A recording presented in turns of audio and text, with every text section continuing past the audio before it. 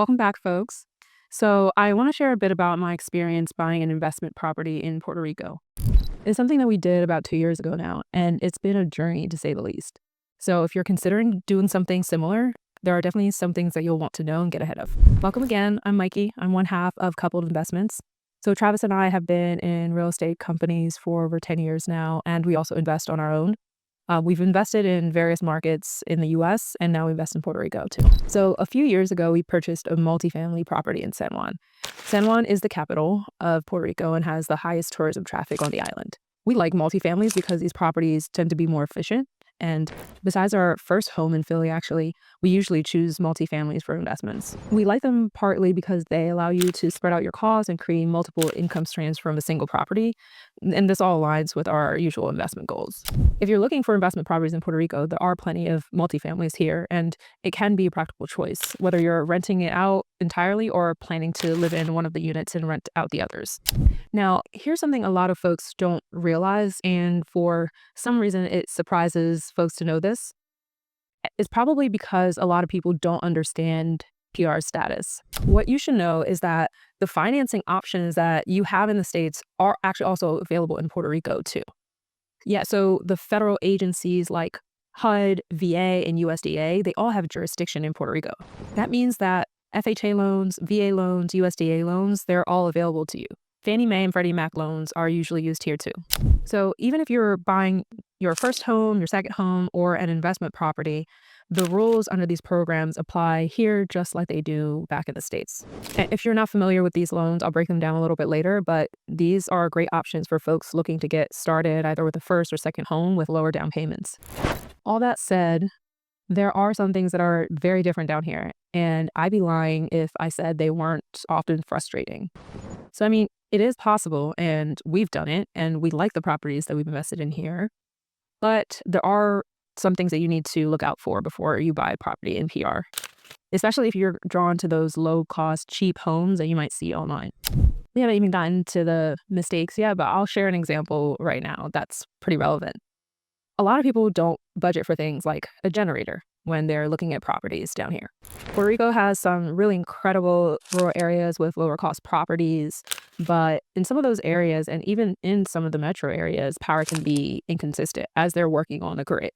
If you're planning to use your property as an Airbnb rental, or even if you're just living there for your own comfort and convenience, you're going to want to account for getting a generator and hooking it up to your property as soon as possible.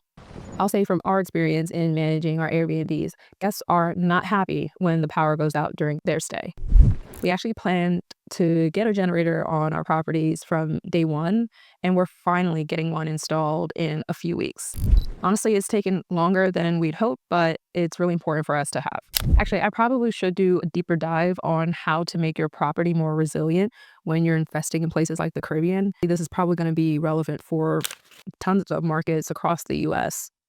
So getting things like generators, water cisterns, and storm proofing your properties, those are really important and they'll go a long way to making your properties more resilient. So yeah, I'll probably do another video on that. And if it's something that you find helpful, let me know in the comments.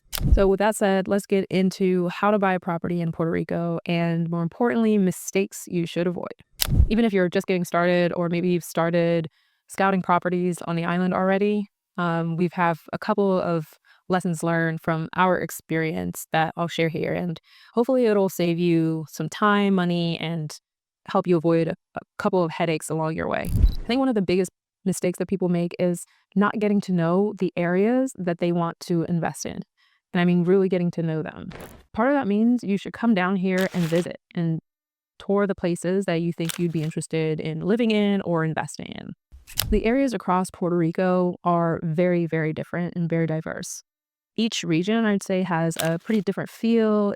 They have different lifestyle amenities and also different opportunities. For example, if you are considering short-term rentals, you might look at San Juan, Rincon, or Vieques, which are the popular tourist areas. And there are a few others I would add to that list as well. But if you prefer more quiet, rural living, the central mountain sides or the south coast might be a better fit for you. And in your research, you're probably going to want to dive even deeper than that depending on what you're trying to get out of your property. Let's say you want to be in a major city like San Juan and you're interested in running an Airbnb. You might assume that The high tourism traffic and high demands means high profits, high potential profits for your Airbnb. So we're always looking at the data for these things, and we see that there's actually a type of Airbnb in San Juan that's just everywhere. There's so much supply of this type of unit that the rates for these places are way lower than people expect. And you really, really have to stand out to even be competitive. Other areas have their own challenges. Some rural spots might seem like a great deal because the prices are lower, but there are power outages or limited infrastructure. Now, so these are problems that you'll need to be prepared to solve for. Otherwise, it'll create issues for you if you're living there or your guests or tenants. Honestly, there are pockets from north to south, east to west that I think could make for great living or investing, but you definitely need to come and check it out for yourself. Talk to the locals, talk to folks who are already here, either buying property or doing investments to really get a feel for each of these places and find the one would work best for you. When we have potential investors come down and visit, we'll even take them around the island ourselves, anywhere east side, west side, north, south. We're pretty familiar with different parts of the island, even though our base right now is San Juan, but we are happy to drive around and tour anywhere. If you are looking to buy, renovate, or even have your property managed in PR, you can reach out to us. And if we're not able to help ourselves, we will definitely connect you with someone in our network who can.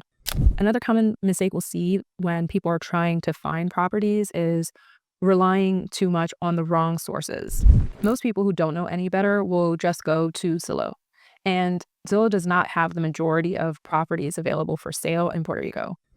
In PR, most people use clasificados to find properties or list properties for sale. I'll share the link to this in the description, but also if you're not here, you'll probably benefit from working with someone on the ground who can talk to sellers and check out properties and things like that on your behalf. So that person can be a real estate agent, but you should know that some real estate agents operate differently here. In PR, real estate agents are called corredores. They're licensed to help with buying and selling properties. Some are also brokers, which means that they own their business and they might lead a team as well. Then there are also realtors, who are people who've taken the extra steps to meet the ethical standards of the Realtors Association. Some of the big brokers are down here too. So we have Keller Williams, EXP, Remax, and a couple of others. One thing to keep in mind is that there is a difference between listing agents and buyer's agents. Listing agents work for the seller, so they're focused on marketing and selling the property. Buyer's agents are on your side. They're helping you find properties, make offers, and negotiate. There is kind of a wild card here in PR in that some listing agents don't want to work with buyer's agents. Usually it's because they don't want to split their commission, especially if it isn't a lot to begin with, if they've been negotiated down by the seller. That can be really annoying for you, the buyer, because the seller's agent won't co-broke, meaning they won't work with your agent and split their commission. You might have to deal with the seller's agent directly. We've seen situations where the listing agent won't even show a property to the buyer's agent.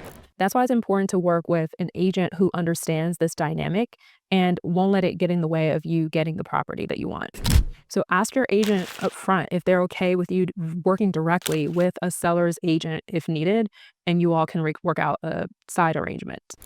Another mistake that we see people make is taking on too much themselves and not building a local team. Trying to do everything yourself, especially if you're long distance, is going to be tough. It might cost you more time and money than if you would have just found the right help.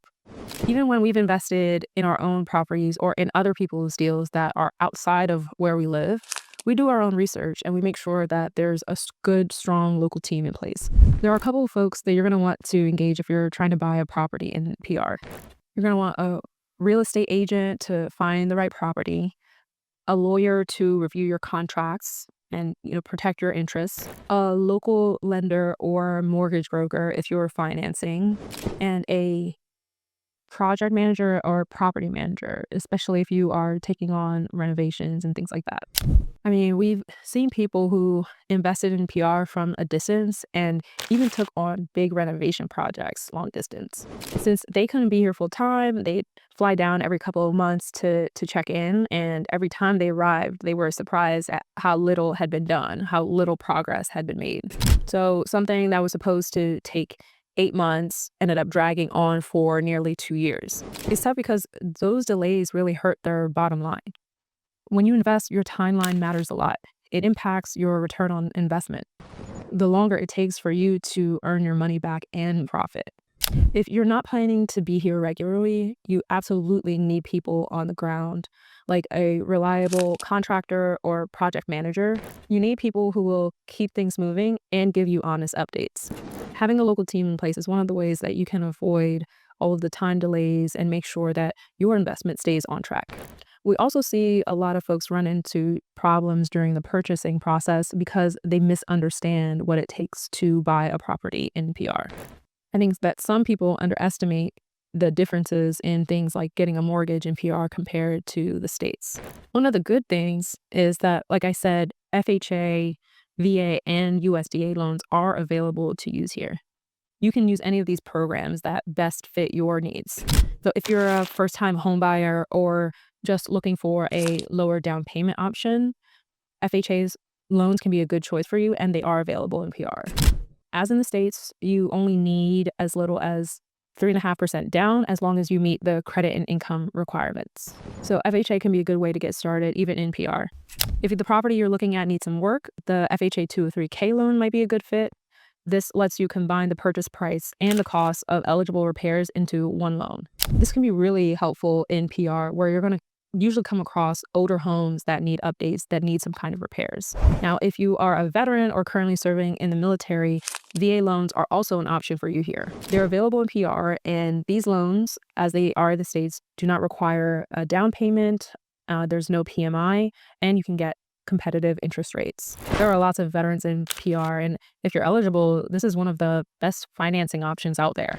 These loans are designed for buyers with low to moderate incomes, and they offer 100% financing, so there's no down payment required.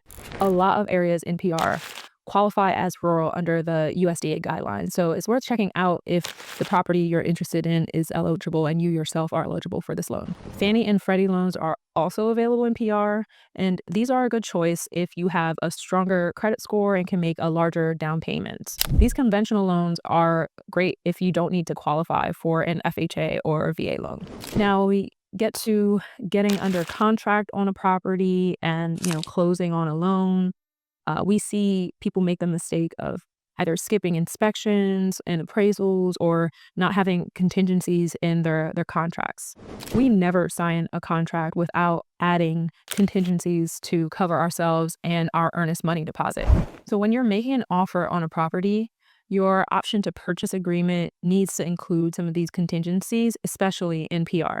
You're going to need an appraisal contingency so that you do not pay more than the property is worth. And I could get into the appraisal issues here, but that's going to take too much time. Have a contingency in your contract. You should have an inspection contingency so that you have the time to have the property checked out for any structural issues or safety issues so you can avoid surprises. Some of the homes here are very, very old and sometimes very damaged. If you're using financing, you're also going to want a loan contingency. This is going to protect your deposit if your financing falls through. Leaving these things out of your contract or skipping some of these steps, that can leave you stuck with a bad deal or unexpected costs. So even if it's going to take a little extra time or more negotiation with the seller, it can save you a lot of money and time and stress in the long run. All right, so I have just 2 more tips before we wrap it up. Closings in PR aren't exactly the same on the mainland, and this is going to catch a lot of buyers off guard. I know people love virtual closings these days, and we do too in the States. You should know that PR is a wet sign territory, meaning that you need to be physically present to sign documents at closing, and you need to have a notary attorney that's licensed in Puerto Rico present. If you can't be there, you have to work with a local attorney to set up power of attorney when you are here. Another thing that Travis and I learned as we went through the closing process here is that if you are married, Puerto Rican law requires that both spouses be included on the loan, the note, and the deed. If you want to get the property just in your name, you're going to need to have a postnuptial agreement that is valid in PR before you actually close on the property. Your lawyer, the lawyer you work with, will let you know what you need in that agreement in order to be able to solely have the property in your name. So work with one for that. So those are just the two things that I don't think would be obvious to someone going through the closing process down here for the first time. There are, of course, other things to keep in mind, like making sure you get your title work done when you are purchasing a property, but we'll get into that in a much more in-depth video later. I know many folks are interested in getting a vacation home or investment property in Puerto Rico, and in fact, we've helped folks find and renovate them and get them set up down here too. But some of the mistakes that we've seen that people do is not planning for the management or taking too much on themselves. If you're not local or you're not going to be on island full time, then it's probably worth it to find a local property management company to help with your property when you're not here. If you've set it up as an Airbnb for when you are not using it yourself, you can get a property management company to handle all of your guest bookings, the communication, and the maintenance of your property as well. If you're going to do something like a long-term rental, you should definitely get familiar with the PR landlord-tenant laws and the process for managing tenants, or just hire a professional to manage it for you. In terms of like the tenant rules and stuff down here, things are different enough that you should get some like local expertise to help you. All right, those are the things that you should look out for if you are planning to buy a property in PR. I tried to highlight the key things that I see go wrong or mistakes I see made in each of the steps of the process, from finding the property to getting financing to closing, and then, overall managing your property once it's done. The last thing I'll say is that if buying a home or a vacation home or an investment property in the Caribbean is your dream, Puerto Rico is a beautiful place to be, and you can make that happen here. One of the good things is that it's very similar to the process in the States. But where there are differences, I hope that by learning from our experiences, you can avoid some of the mistakes that we and others have made. So you can save time and money in the long run. Let me know what you'd like to see more of in the comments. And thanks for stopping by this week. See y'all next time.